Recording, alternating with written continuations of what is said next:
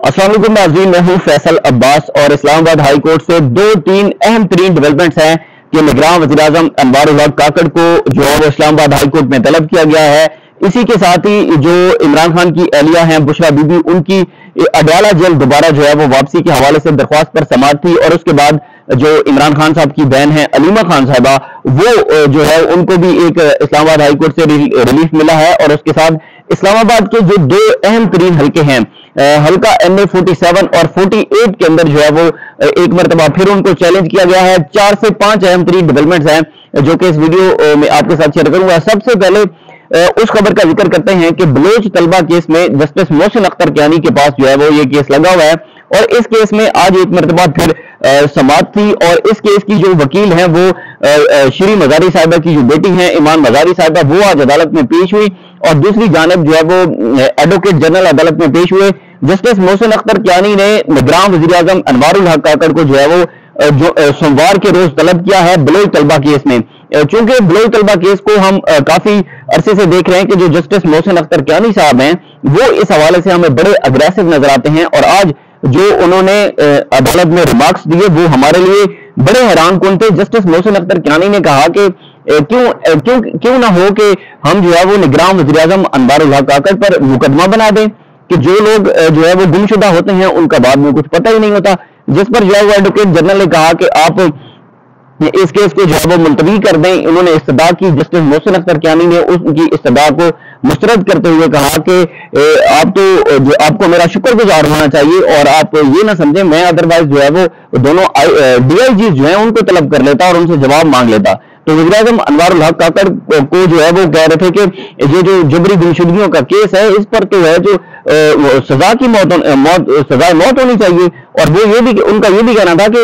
उस पर अगर कोई बंदा जो है वो लापता हो जाता है और हुकूमत इतनी उस पर जो है वो हमें नाला नजर आती है या हुकूमत को किसी बात का पता नहीं होता तो फिर तो होना तो ये चाहिए कि 2 बार जो है वो सजाए मौत होनी चाहिए। ये जस्टिस मोहसिन अख्तर कियानी के बलोच तलबा केस में जो है वो रिमार्क्स है और उन्होंने पीर के रोज सुबह 10 बजे जो है वो अनवारुल हक काकड़ को तलब किया है कि वो अदालत में पेश हों और इस्लामाबाद हाई कोर्ट के अंदर पेश होकर बताएं कि जो लोग जो है वो लापता हो गए, गुमशुदा हो गए या जो लोग अभी तक जिनका कोई अता पता नहीं, तो उस हवाले से हुकूमत क्या कर रही है या फिर एक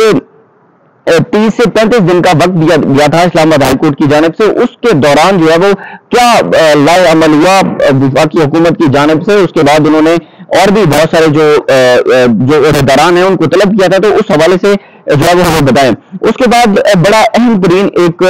मामला ये है कि हल्का NA 47 जिसमें पाकिस्तान तहरीक इंसाफ के रहनुमा शोएब शाहीन और दूसरी जानिब हल्का 48 जिसमें पाकिस्तान तहरीक इंसाफ के जो रहनुमा हैं और शाह महमूद कुरैशी साहब के वकील भी हैं अली बुखारी, इन दोनों को जो है वो रिजल्ट आया। रिजल्ट में मुबैना तौर पर धांधली हुई। धांधली मैं इसलिए कह रहा हूं क्योंकि हम भी इन दोनों हल्कों के अंदर मौजूद थे और हमने देखा कि जो है वो प्रॉपर धांधली हुई। उस पर जो है वो इलेक्शन कमीशन ऑफ पाकिस्तान ने जो पाकिस्तान मुस्लिम लीग नून के दोनों उम्मीदवार थे उनकी कामयाबी का नोटिफिकेशन जारी किया कल और उस पर डेट जो है वो 11 की थी। तो उस नोटिफिकेशन को आज एक मरतबा फिर हाई कोर्ट में चैलेंज कर दिया गया है, जिसमें हल्का NA 47 से शोएब शाहीन और हल्का NA 48 से जो है वो अली बुखारी जो हैं, इन दोनों ने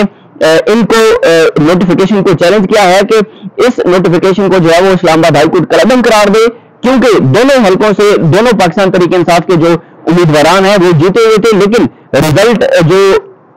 फॉर्म 47 आया 47 में नतीजे तब्दील थे, जबकि जो फॉर्म 45 था 45 के तहत दोनों उम्मीदवार जो है वो जीते हुए थे, लेकिन रिजल्ट को तब्दील कर दिया गया। उसके बाद तीसरा अहम तरीन मामला ये था कि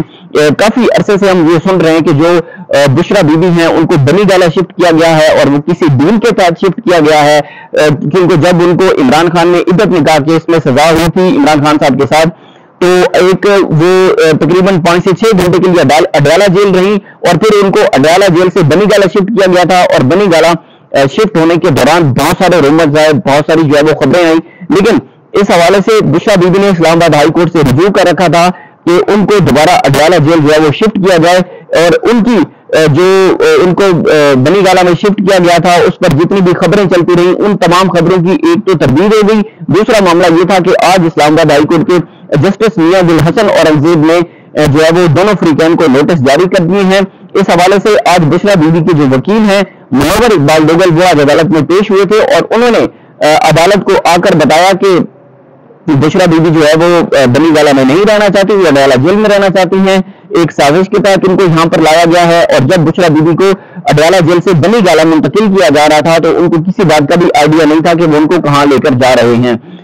इसके साथ जो तीसरा अहम तरीन मरहला था कि इमरान खान साहब की जो बहन है अलीमा खान साहबा, तो अलीमा खान साहबा को हमने देखा था कि FIA की जानिब से एक नोटिस जारी हुआ था और साइबर क्राइम विंग की जानिब से कि अलीमा खान जो है वो कुछ इश्तहार फैला रही हैं या अलीमा खान ने सोशल मीडिया के जरिए कुछ ऐसे बयान दिए हैं जिनसे